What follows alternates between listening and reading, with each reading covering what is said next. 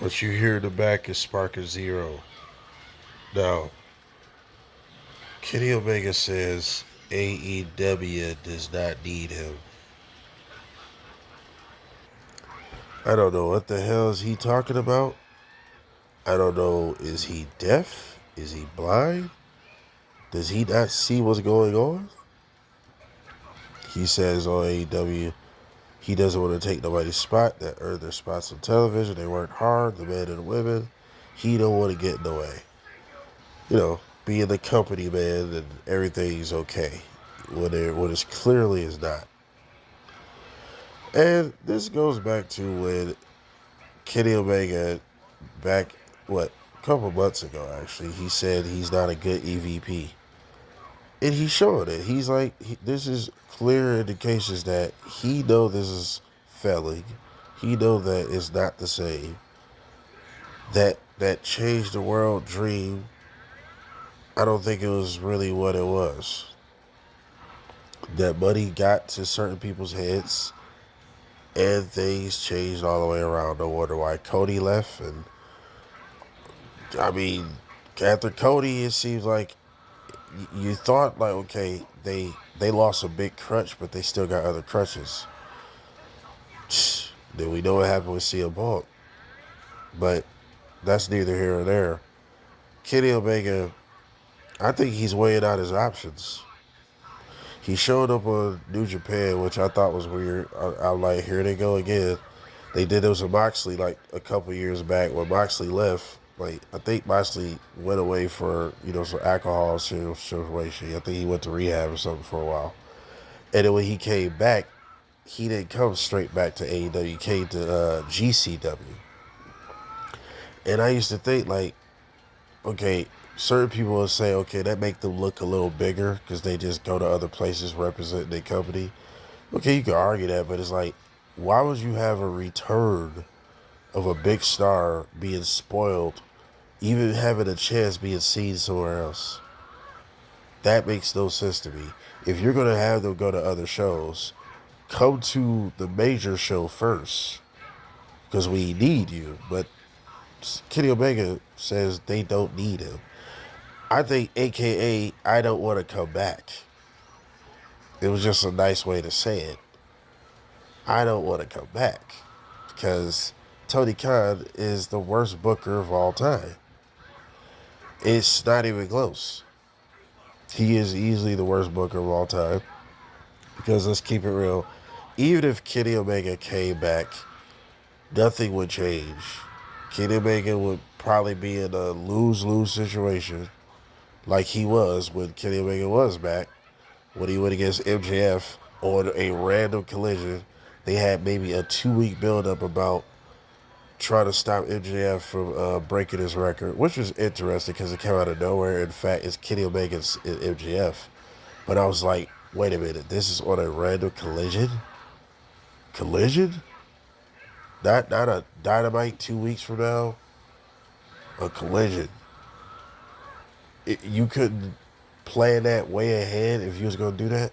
You put Kenny Omega in a lose-lose where he couldn't beat MJF without it making sense. It wouldn't have made sense if he would have beat MJF, based on what I said.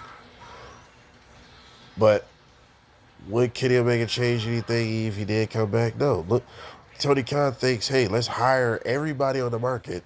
Let's turn this to TNA 2.0 because look around. And he think that's going to pop ratings, and it hasn't done anything. It hasn't changed anything. 700K is not even the norm anymore. 600K is. And you guys are dipping down to 500K sometime. But Kenny Omega thinks you don't need him. Or is it Tony Khan? It's something there. Something's not right. Something's off.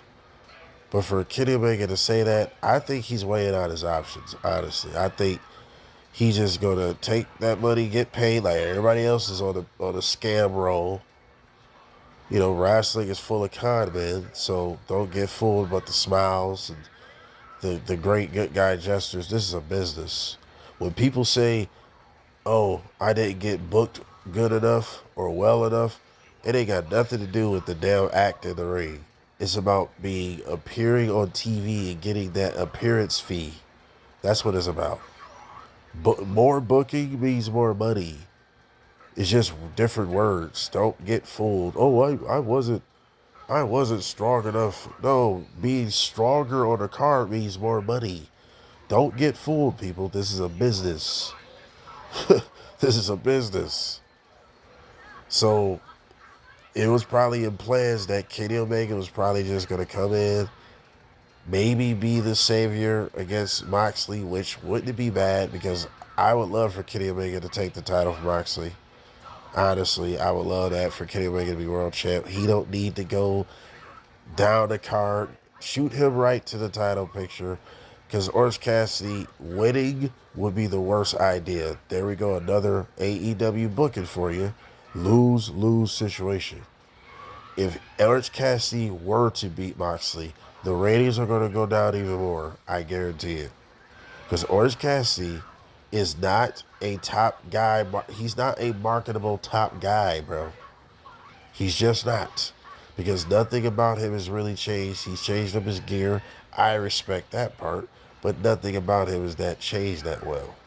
It just hasn't. Is he world championship material? No, bro. He's just not. Could he be world champion under better circumstances? Under a better situation, he could. But in this situation, it doesn't make sense for him to be world champ. Kenny Omega, all the sense in the world to come back and feud with Moxley, save the day, get rid of the Death Riders. They've been around forever, it seemed like.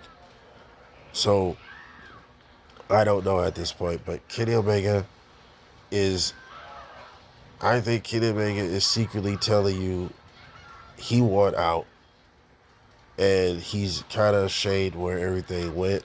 He's embarrassed. Think about it. Then on top of that, he said New Japan is his home, technically, and it is the place that got him known. But you helped start AEW. You helped change the business forever.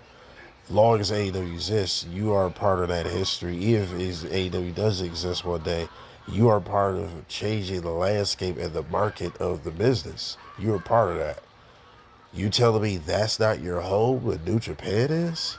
Well, New Japan is going to be around because this is a whole other part of the world. You know what I'm saying?